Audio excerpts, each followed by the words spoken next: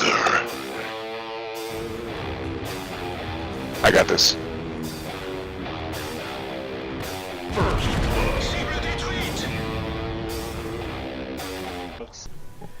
Hey folks, this is ioEther and we're back with some more World Tanks. So this is Ninja and he's in the ELC. This is a tier 8 game on Winselsburg. And this is about the worst matchmaking you can get in an ELC. But I get the feeling Ninja's going to make the best of a bad situation. So I'm sorry, I still have the lousy audio. I can't do anything about that because this thing is dead. And until I get a new one, which I'm in the process of doing, we're just gonna have to suffer. I can't make magical good audio out of thin air. Anyways, the thing is, of course, if you want to support the channel, the 3 best ways to do so are to turn on your notifications so you get all my videos and not just the ones YouTube thinks you might like. Share the channel and with your friends and videos and stuff like that, and hit the like button if you enjoy it. Or hit the dislike button. I don't care. It's up to you. Anyway, so we're just gonna jump into this game as Ninja starts forward. He's gonna do some scouting, and we're gonna get in fixed camera mode so we can actually see what he sees as he fires a shot off into nothingness. I don't know if he was auto aimed on when he fired that shot or not. It doesn't really matter. Firing a shot at an ELC when you're on the move is a great way to miss a shot. Now that he is no longer spotted, he can get a shot on this T-32 if the T-32 will pull up far enough. Looks like the T-32 is not going to pull up. Is he going to switch to target of the Cromwell, or is he going to keep... Ooh, side of the turret. Oh, come on, T-32, just stop paying attention for a little bit. Just a little bit farther, a little bit farther. Oh, come on. Oh, we're either lit. Oh, I see. This is the thing that pisses me off more than anything else when I'm driving a scout tank. When some idiot decides to pull up behind me, gets himself lit, and then gets himself shot at, and I end up taking a shot for him. Ninja is not lit here. Nobody knows where he is. But this 12T missed a shot on the VK and hit Ninja, and it jammed his turret. Great. Thank you, Mr. VK. If I'd known he was there, I would have shot him. No, I probably wouldn't have shot him myself, but don't do that. It's not a good plan, and it's very, very upsetting. Ninjas gotta be pissed right now. I'd be pissed.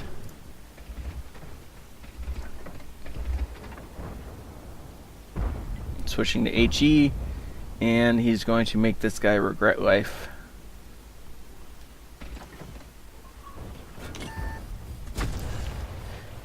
Oops, he gets lit, and he gets out of there. Unfortunately, not penning the shot. He aimed into the turret. If he'd aimed into the hull of the tank, he was more likely to pen, and the hull of the tank was more likely to set the guy on fire and do a bunch of other good stuff. Unfortunately, he didn't, so he didn't pen and just did a bit of splash damage to him. Stopping, because he does not want that FCM to know he's here. His team is losing, but only because our scouts have been dying, because they've been in bad spots. And basically, they've been doing dumb things, and so they got themselves killed. Of course, we have one scout left on the team, Ninja. And Ninja's going to do his best not to die. Ooh, look. He can stick his gun through here. And he can shoot through here. Oh, come on. Yeah, Mr. Come on, Mr. FCM. Oh, look at that. Panther takes a shot to the face. Oh, look, the arrow was gonna... Oh, come on, Mr. AL. Yeah. Dead arrow. Downside is that blocks that shot. Well, we can't shoot that through that crack in the buildings anymore.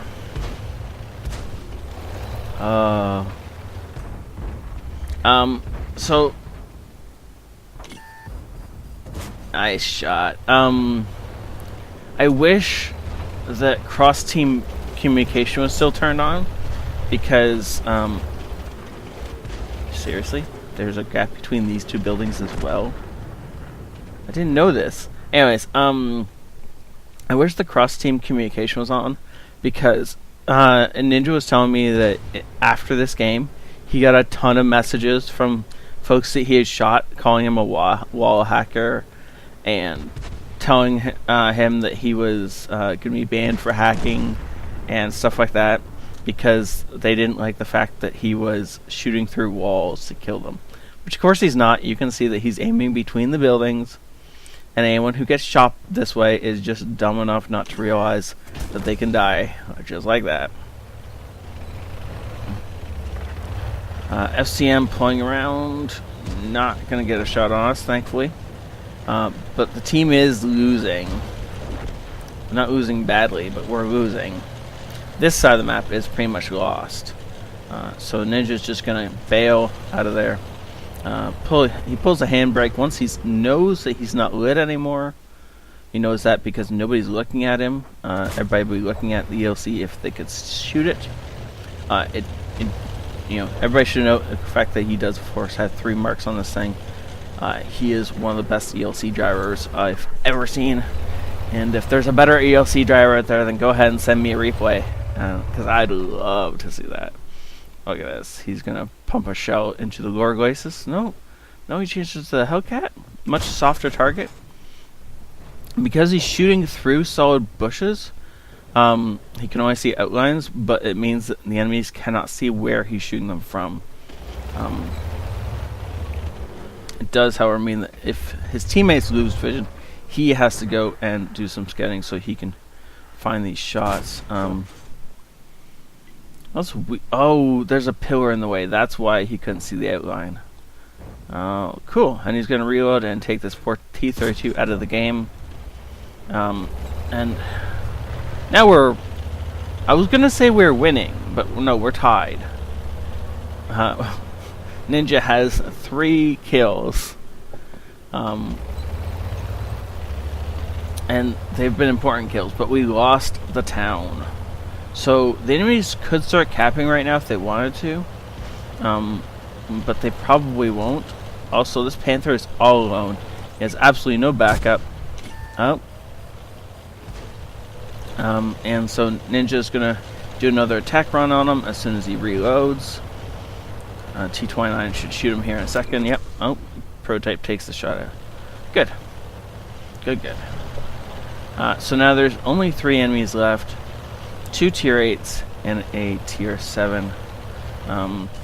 Oops, and there we go. So with that little bit of scouting, is somebody going to take that shot? We're not spotted. Though it looks like we are from where his gun is sitting, doesn't it?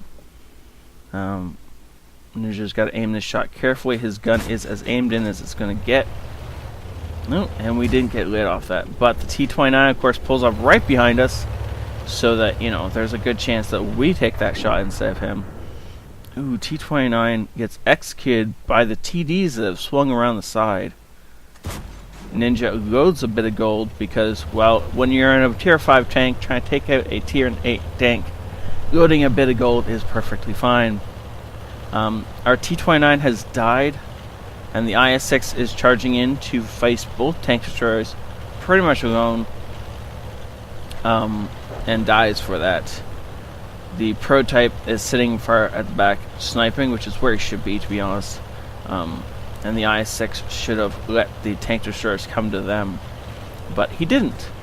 So Ninja comes around the back. He's got an HE shell loaded and one-shots the poor Steyr Waffenträger. And the Jag 8.8 suddenly realizes that he's in a fix. And so he's going to back up, and he's going to... Let's see what he does. Can't really zoom it far enough to see. He's going to come around the corner at us. And we did not track him. Well, that's unfortunate. But Ninja gets around And he's going to pull him into the... No, the T-28 is moved. So the T-28 does not actually have a line of shot, or a shot on him anymore. And ooh, look at that. A gap between the buildings. Is he going to use this? Oh, he is. Oh, this poor guy does not understand what's about to happen.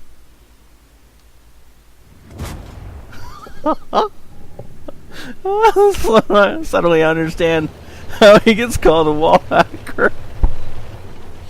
Oh, that's awesome. And he's going to reload before this guy comes around the corner. Nope. The guy dodges back and T-28 fires, misses. He checks the corner before he goes around. And the T-28 takes the kill. But that's really okay.